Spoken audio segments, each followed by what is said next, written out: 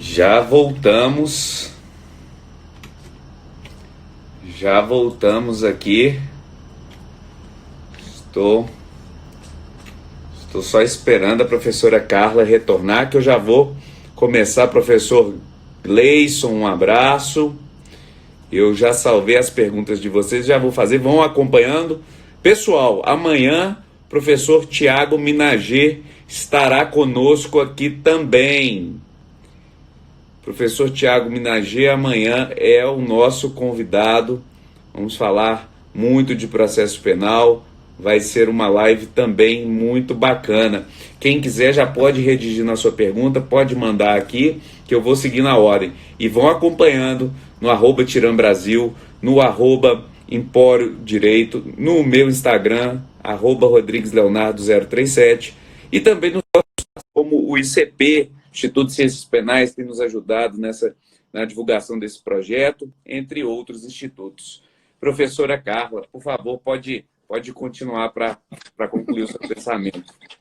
Olha, eu já até me perdi aqui, mas basicamente é isso. Eu não consigo. Primeiro, eu acho que se isso poderia ser acordado, isso não era para ser utilizado dentro do direito penal, a gente devia ter feito isso aí em outra instância, não com o direito penal. Segundo, para mim fica uma descrença muito grande, porque é que a sociedade ainda não se deu conta, né? Os últimos tempos têm sido tão tumultuados que o pessoal ainda não está nem entendendo. Acho que o pessoal nem sabe o que é acordo de não persecução, salvo aquele que já sofreu ali a prisão, né? Esse daí talvez já tenha notícias sobre isso. Mas muitos sequer entendem o que é e que, de certo modo, para mim, a única explicação é, olha, inchamos o direito penal, inflamos o direito penal, e agora a gente tem que achar uma porta de saída aqui, uma válvula de escape. E daí é aquilo que a gente brinca. Ou tudo vira direito penal e que rasga tudo que existe lá para trás, porque também não precisa mais de direito civil, não precisa de direito ambiental, não precisa de direito consumidor, não precisa nada disso, porque tudo deságua no penal. E aqui a gente faz acordo. Ou então, meu amigo, vamos botar ordem na casa e vamos falar assim, olha, o que é o direito penal? Quais são os pilares? Mas a grande verdade tá? Eu sou uma apaixonada por princípios. A partir do momento que o direito penal está ali destinado a punir o que há de mais grave, e a gente tinha um princípio, porque eu já falo tinha, que já não é observado há muito tempo, que é o da legalidade. A gente começou aí falando da inobservância na organização criminosa, mas se a gente pegar a maior parte, talvez, hoje dos crimes que a gente tem previstos infringem, em algum modo, a legalidade, a gente fala assim, a partir do momento que eu admito que o pilar principal do direito penal seja violado, eu não consigo conceber que a gente vá segurar isso em outro lugar, né?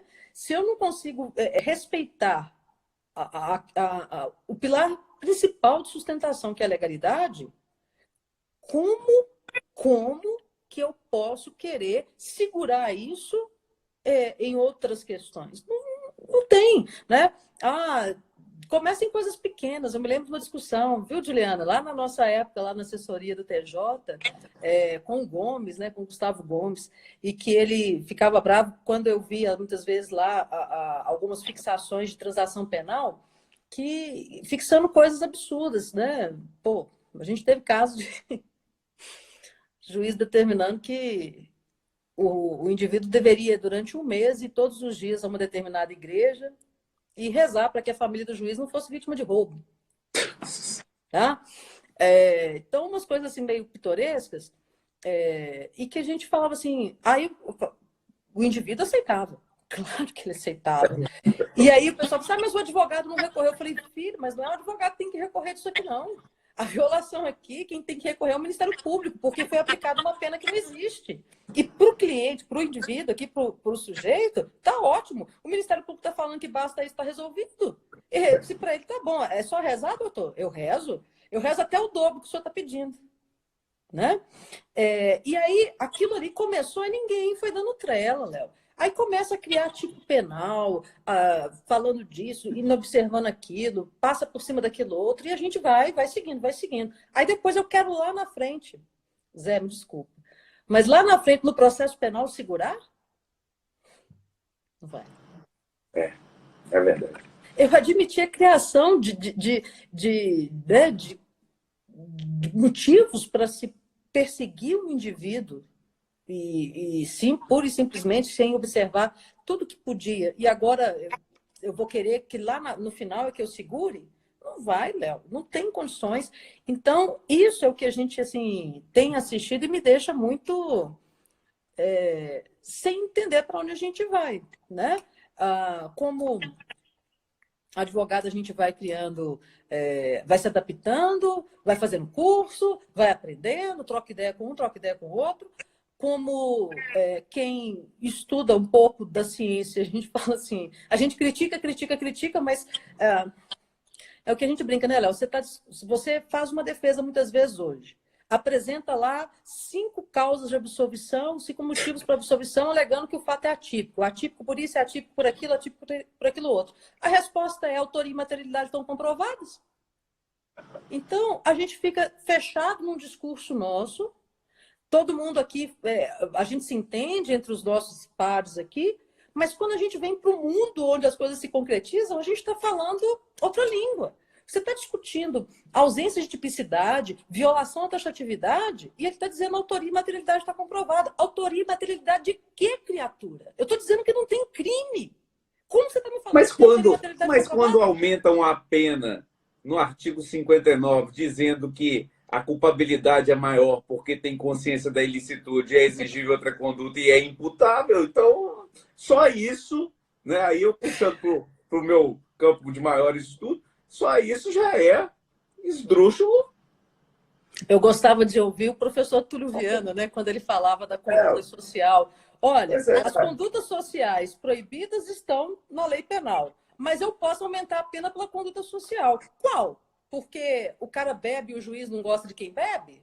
Porque a religião do cara é diferente da religião do juiz? Qual vai ser o critério para ele falar que a conduta social do indivíduo é reprovável? Porque as que são reprovadas estão na lei penal, que justifica a aplicação de uma pena. Aí eu vou criar um aumento de pena por uma conduta que não está tipificada? Agora, e se a conduta está tipificada? Então, tinha que ter um processo criminal para investigar aquilo. Exato. Professora Carla, você sabe o objetivo de eu criar esse projeto, que era levar todos vocês para os alunos, né, para os nossos colegas, para ter a oportunidade de debater. Não é só comigo. Eu faço um papel de fio condutor aqui na primeira hora, normalmente, para puxar, para levantar os assuntos e para as pessoas te ouvirem. Mas eu sempre faço questão, salvo ontem, que ficou impossibilitado, porque o professor Jacinto falou por 2 horas, então não tive como fazer as perguntas. Eu vou passar agora a ler as perguntas. São perguntas, às vezes comentários, e aí você vai fazendo as suas considerações na medida que achar necessário. O pessoal pode ir escrevendo. Eu estou seguindo a ordem mesmo, das primeiras perguntas até a última. Então, vamos começar. O Rodomonte 3, eu leio os nomes porque eu não sei muitas vezes quem são as pessoas. Professor, o que a senhora entende pelo advogado delator? Essa é uma pergunta interessante. Bom, eu precisaria entender um pouco melhor que contexto, mas de cara eu já sou avesso. O advogado, ele não tem. Talvez ele esteja falando, imagino eu, daquele projeto que dizia que pretendia, né, que o advogado, se fosse a única forma do Ministério Público demonstrar que o advogado tinha que deixar o cliente e ele lá e delatar o próprio cliente. Absurdo. Não, impossível, absurdo, não pode, né? Eu acho que a pessoa que está pensando nesse sentido, ele tem que rever se ele quer ser advogado. E talvez até perder a carteira, né? Também. Tem um negócio, ainda existe, né, Leonardo, chamado sigilo profissional? Pois é. Agora, a partir do momento, né, Léo? Aqui é uma coisa curiosa, tá? Eu não sei, me desculpa aqui, eu não sei se eu cheguei no alcance do que veio a pergunta. Mas, a partir do momento em que se criminaliza a advocacia, e a gente, infelizmente, tem assistido, o advogado muitas vezes sendo denunciado porque a conversa dele foi interceptada com o cliente, e ali é colocado que ele participou do crime, né? Nós tivemos tempos atrás aí um caso em que fizeram uma busca e apreensão numa determinada um determinado estabelecimento, alegando, a apuração era de receptação, que um carro havia sido desmanchado para pagar o advogado. Esse foi o fundamento para a busca e apreensão. Não tinha nada dessa história, no final das contas, né? Depois, aí tentaram esconder, mas o advogado tomou ciência antes. Bom, mas a partir do momento que você criminaliza, você começa a trazer uma pressão tão grande, se você não tem um advogado que está bem estruturado, que sabe, né, de onde ele tem que estar, que não tem o respaldo de uma ordem dos advogados, que não tem o respaldo de institutos outros que estão aí hoje para nos auxiliar, se não entende quais são as prerrogativas, infelizmente eu acredito que a gente vai começar a ouvir falar disso. Até porque, aqui só um parênteses, né? A gente tem visto uma migração de profissionais de outras áreas para a área criminal, porque virou meio que a vedete do momento. E nem todo mundo está preparado para o que de fato é uma advocacia criminal. Né, E se Leonardo? está se vendendo que é uma advocacia de negociação, muitos acham que tem conhecimento suficiente para fazê-lo, né? Então, não vou assustar se a gente esbarrar nisso, não. Agora, é claro que também na pergunta dele tem que ficar explícito como resposta a hipótese do advogado estar praticando crime e querer correr para fazer a delação. Aí é outra história, né? Não é, aí é o ele é advogado. coautor ou partícipe do crime, é outra história. Não é pelo conhecimento que ele tem do possível crime que outro cometeu. São coisas também diferentes. A Bartira Maia, advogada Bartira Maia, pergunta: pode interrogatório feito em sede de acordo de colaboração premiada, não homologada, ser usado na denúncia? Na verdade, acho que aqui não é interrogatório, né? Mas é o depoimento, né? A delação que não foi efetivada, se ela pode ser usada na denúncia. Aí eu lhe pergunto, a denúncia que vai delimitar os fatos de que o indivíduo vai se defender. Se essa colaboração não foi homologada e a denúncia está calcada nela, não tem A como própria ir para lei frente. proíbe, né? O próprio E deve pacote ser da inicial. está proibindo. Então, eu entendo até que teria que pedir, ou extrai, faz uma nova denúncia, ou tira aquilo tudo ali. Bota aquelas tarjinhas pretas ali, porque não tem validade. O Wagner Juscelino, tem vários beijos, abraços, esses aí se eu vou gastar tempo com isso, eu digo sempre, a gente fica aqui horas. Tem pessoas muito queridas te mandando beijos e abraços o tempo inteiro aqui, tá? Mas eu estou me Obrigada. principalmente a questão mais técnica. O Wagner Juscelino diz: Carlos, certa feita eu disse, a delação premiada é pedir ao Satanás que fale a verdade. É pedir ao Satanás que fale a verdade? Que é verdade, né? Qual verdade? A verdade que o Ministério Público quer ouvir, o que aconteceu de fato. E a minha preocupação é a ideia dos homens de bem contra os homens de mal nessa história também, que eu não conheço ainda nenhum homem de bem. Isso é a minha preocupação. Ô, Leonardo, e eu estou falando do momento que nós temos agora recall de colaboração premiada, meu amigo. Olha, Ministério Público, eu vim aqui, falei tudo que você queria, tudo que precisava para se apurar. Perfeito. Lá na frente, ficou uma coisinha para trás. O próprio Ministério Público tem interesse que seja feito o recall. Por quê? Porque senão aquilo vai perder a validade. Senão os próximos advogados aqui, aqueles que foram condenados, vão falar assim: não, isso aqui não tem validade, porque ele não falou de tudo. Então, isso aqui não pode estar válido. Agora, e o Ministério Público, ele sabe o que é tudo, o que é verdade. Então, assim, sobre esse aspecto, não vejo...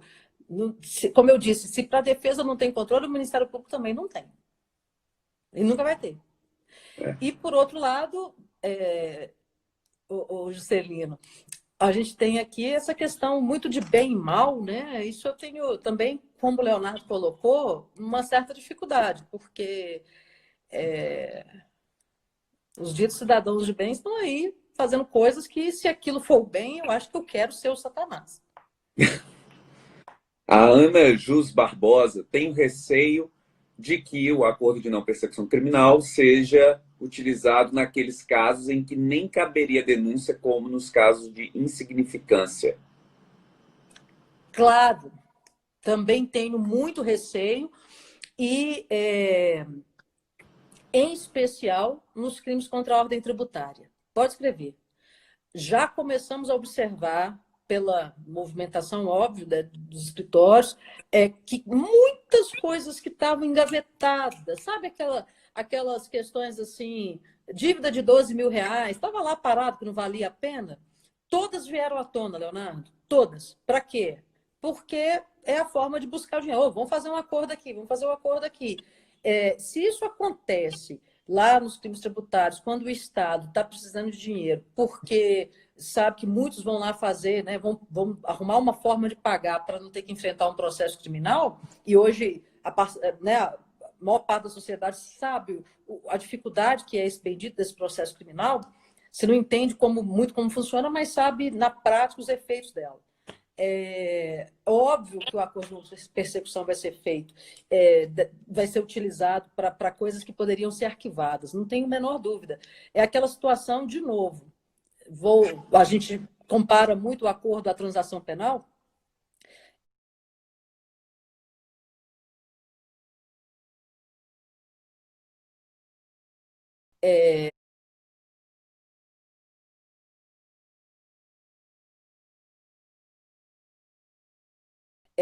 Ou mesmo a suspensão condicional do processo, onde, por exemplo, você tem aquela situação em que não tem bafômetro, não tem testemunha, mas alegam a fala enrolada, olhos vermelhos, andar cambaleante e falam que o indivíduo está embriagado ao volante. Aí, beleza, ele é proposto para ele um acordo de suspensão. O relatório do delegado fala, não ficou demonstrado que havia embriaguez ao volante. Aí você vai para a audiência de conciliação e fala assim, olha, eu queria antes conversar com o promotor e com o juiz, porque eu entendo que aqui não tem crime. Então, como é que ele vai fazer um acordo de suspensão condicional do processo? Doutora, ou a senhora pega ou a gente discute no processo.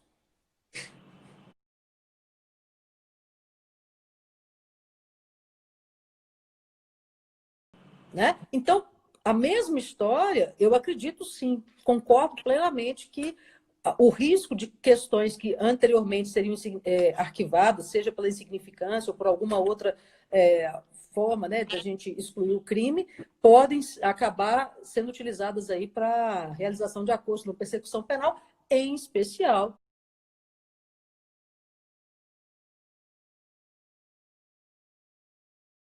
quando o objetivo, óbvio, é financeiro. Legal. O nosso querido presidente do Instituto de Ciências Penais, Gustavo Silva, mandou uma pergunta também. Ele perguntou... Ai, presidente! E você falava sobre princípio, hein? E ele falou, última ratio é compatível com a negociação? Ô, Gustavo, eu entendo invertido. Eu entendo que se o direito penal fosse de última ratio, não haveria espaço para a gente discutir negociação.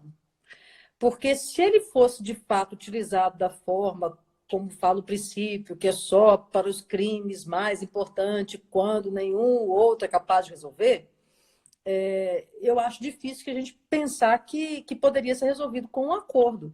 Porque se eu posso resolver com um acordo, existem outras esferas do direito que resolvem isso. Não é o direito criminal. E se é tão grave, né? O que você falou me fez pensar aqui. E se é tão grave aquela conduta que precisa ser combatida pelo direito penal, como que você vai premiar alguém que delatou ela e que participou dela? Não, nem delatou, Leonardo. Alguém que praticou, mas falou assim, olha, eu pratiquei, desculpa, foi mal, eu estou disposto a reparar o dano. Me dá aqui tantas horas de serviço comunitário, eu vou pagar tantos mil aqui, vou dividir isso em tantas vezes e está resolvido. Se eu sou uma pessoa que tem um grande poder aquisitivo, Leonardo, vale a pena. Desde que eu não pratique crime com violência, grave ameaça, e, em geral, os crimes econômicos e financeiros não têm violência, grave ameaça, pelo menos diretamente, vai ter indiretamente, a gente sabe, né? Porque está aí financiando um monte de outra coisa que a gente sabe. E aí, o que acontece? Eu vou estar invertendo tudo, porque eu estou dizendo, meu amigo, você tem grana, vale a pena, continua praticando, depois você faz acordo. Exatamente. O Emanuel Leite, Emanuel é aluno nosso da PUC, faz parte do nosso grupo de estudo, mídia e garantismo penal. Ele pergunta para você, na verdade para nós dois, mas você, por favor, responda primeiro, é claro. Na opinião de vocês, quais são os efeitos da importação de institutos jurídicos, tipicamente estrangeiros, ao ordenamento jurídico brasileiro? Abre precedentes perigosos? Bom, o nosso direito é todo importado, né? O que a gente pode dizer que é criação nossa efetivamente? Hoje tenta-se construir um direito próprio aqui das Américas, né, em especial da América Latina, mas ainda com muita dificuldade, né? A gente importa muita coisa. Eu me lembrei aqui agora de uma situação, tempos atrás, também na época do tribunal, Juliana vai lembrar, Gustavo Gomes, Camarano, vi que estão aí, que a gente recebeu uma estagiária alemã. E na época, os concursos aqui em Minas, cobrava-se muito o Roxin.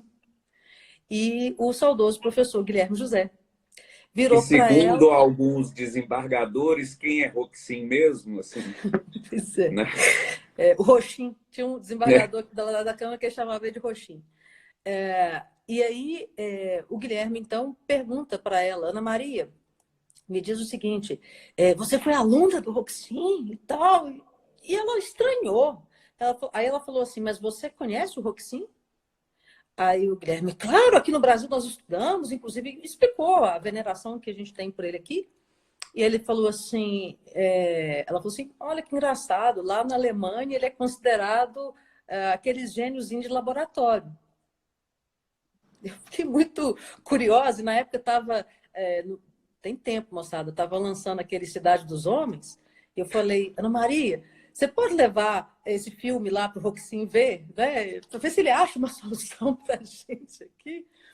E foi muito curioso. E aqui, falando uma parte, mas eu quero crer que quando ele está falando disso, ele está falando da importação, em especial dos institutos americanos, né? E também a teoria da cegueira deliberada. Acho que ele está falando de todos esses, que especialmente no direito E aí eu econômico. vou lembrar do seu amigo querido, professor Rui Cunha Martins, numa aula fenomenal que ele... Taraki.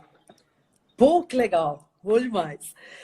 Professor Rui, numa aula que ele ministrou no curso de pós-graduação em Direito Penal Econômico, salvo engano, lá no IBC CRIM, eu tive a honra de presidir a mesa, e que ele explanou muito bem o seguinte, os fundamentos. Quando você está falando da colaboração premiada e de outros institutos nesse sentido, nós estamos falando dos Estados Unidos, o processo lá tem um viés econômico declarado. E o nosso aqui não. O nosso aqui a questão é a culpabilidade. Nós estamos assentados em outra história, né? Essa é a minha briga homérica com Eduardo Milhomes, porque ele é fã do sistema norte-americano. Eu ainda estou muito apegada ao nosso sistema. Não acho muito bacana essa questão econômica, exatamente porque num país como o nosso, a questão econômica sempre ditou e o resultado está sendo o que a gente já está colhendo por aí, né? Então, nesse sentido, não tem como dar certo. Os princípios são diferentes em que se constrói um e outro. Como é que eu posso querer fazer com que isso funcione, né? Lá atrás, quando a gente falou da transação penal e da suspensão condicional do processo, lá quando isso começou a ser implementado, todo mundo que discutia isso na origem, falava exatamente disso. Olha, isso aqui não tem a ver com o sistema de justiça brasileiro, isso não vai funcionar. Mas a gente acabou sucumbindo e aceitando, deixando, e hoje a gente faz vista grossa para aquilo lá, porque, em tese, tirou aí uma parcela dos crimes. Na verdade, eu acho até que multiplicou, porque um monte de coisa que não era para estar na justiça criminal acabou esbarrando com o juizado. Então, aquilo lá está afogado em si mesmo. Tirou da justiça comum, mas afogou em si mesmo, né? Isso aí a gente já sabe. E eu brinco, professor Leonardo Marini, que esse já me contou que vai estar aqui também, um dia a gente brincou que se os advogados fossem para a porta do juizado especial criminal e todos que estivessem ali convocados aquele dia para uma audiência tivessem um advogado, por certo que eles não conseguiriam fazer tantos acordos, porque a gente questionaria muita coisa, como a nossa colega falou aqui antes, coisa que nem era para estar sendo questionada como a proposta de transação, estão lá, né?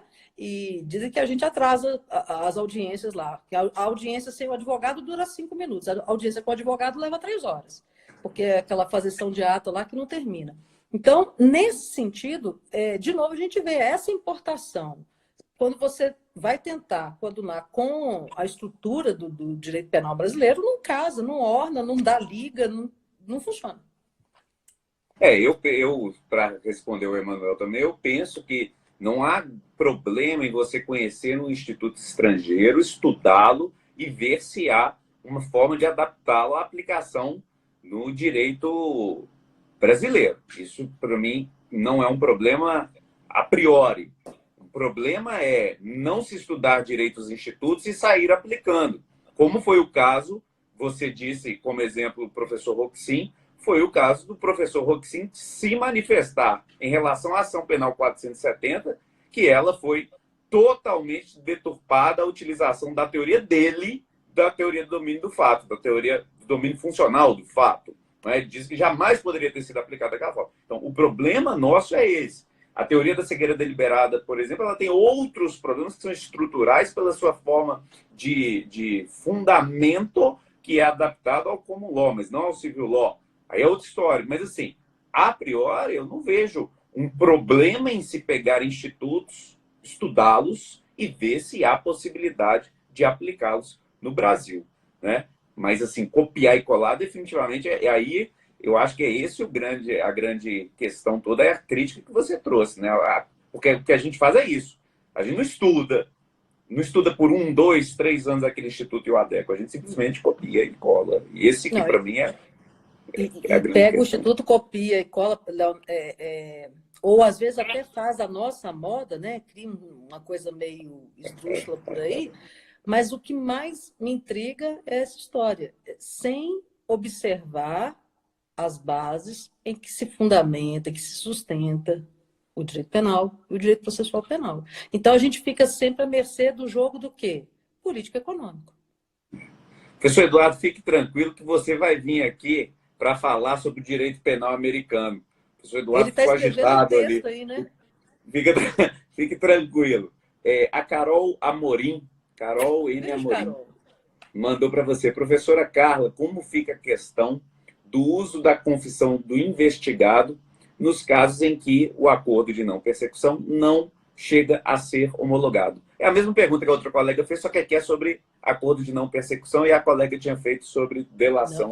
aqui tem uma nuancezinha um pouco diferente, Léo. Ela está falando, né, que é um acordo de não persecução, aí, que não foi homologado. Não, é a confissão no acordo de não persecução e depois ele não é homologado. Como que fica a confissão?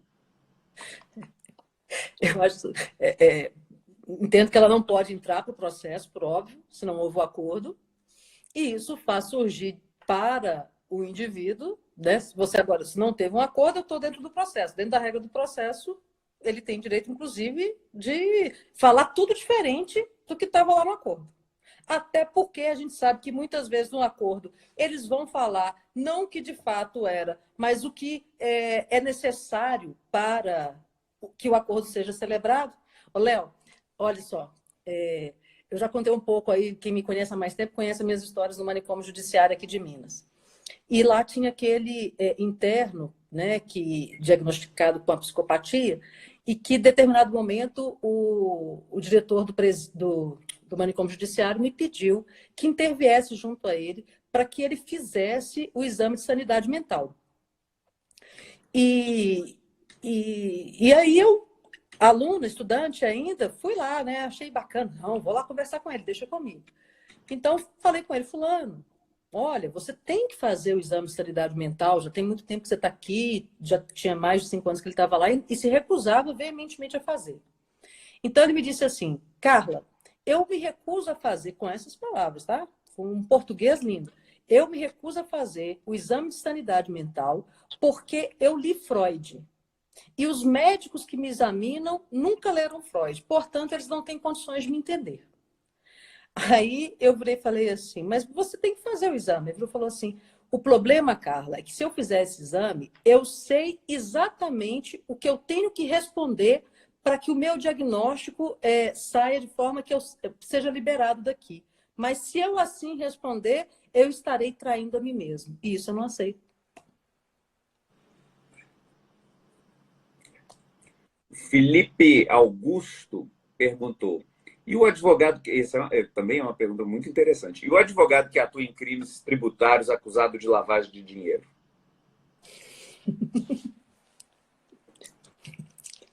Felipe, dor de cotovelo.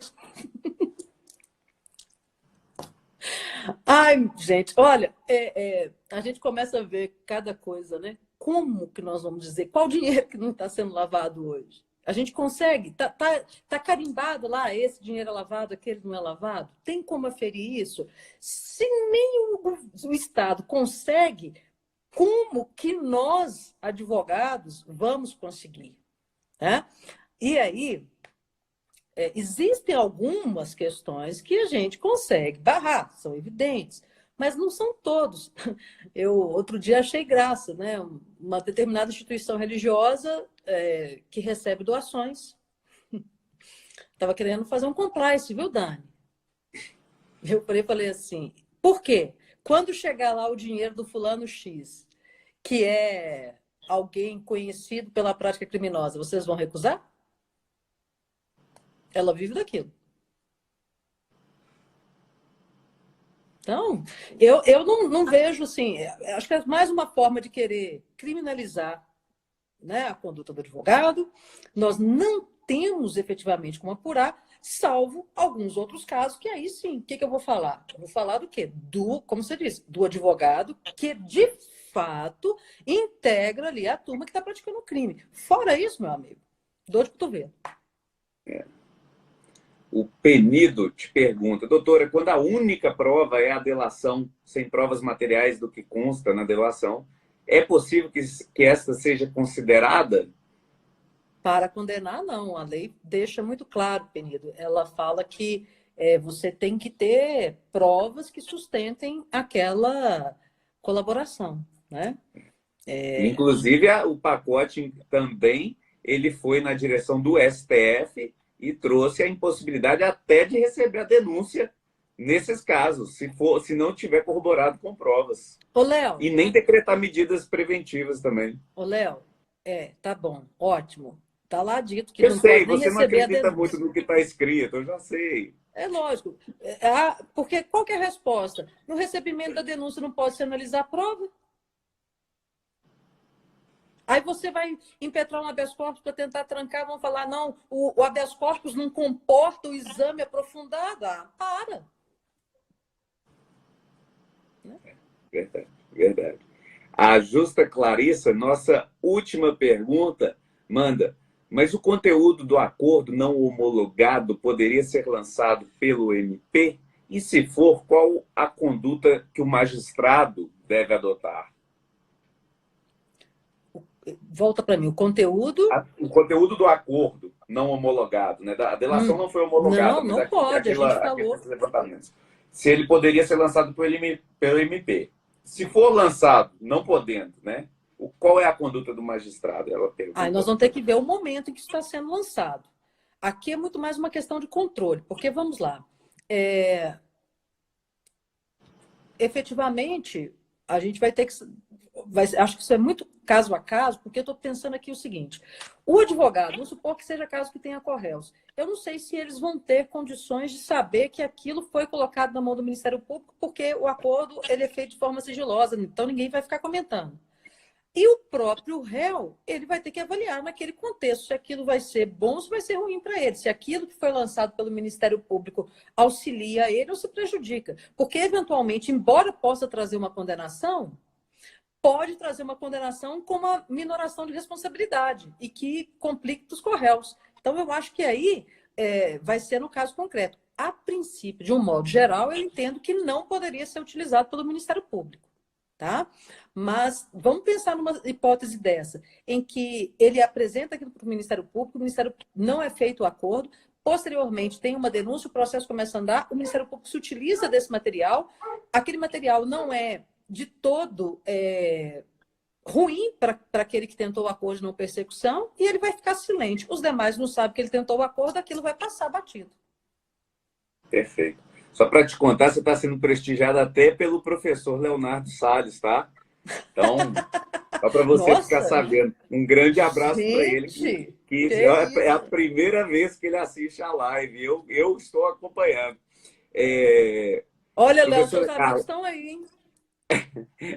antes de eu lhe passar a palavra, para você fazer um fechamento, trazendo uma fala, uma ideia, uma opinião, uma sugestão, o que você achar conveniente. Como eu te disse, a gente tem muitos alunos, temos colegas, temos professores também, mas temos muitos alunos, e a minha preocupação com esse projeto é sempre especialmente com eles, não desmerecendo os outros, mas eu acho que a gente tem que ter um foco, e o meu foco é levar conhecimento por meio de vocês para todos os nossos alunos, meus, seus e de todos os colegas que ajudam nesse projeto.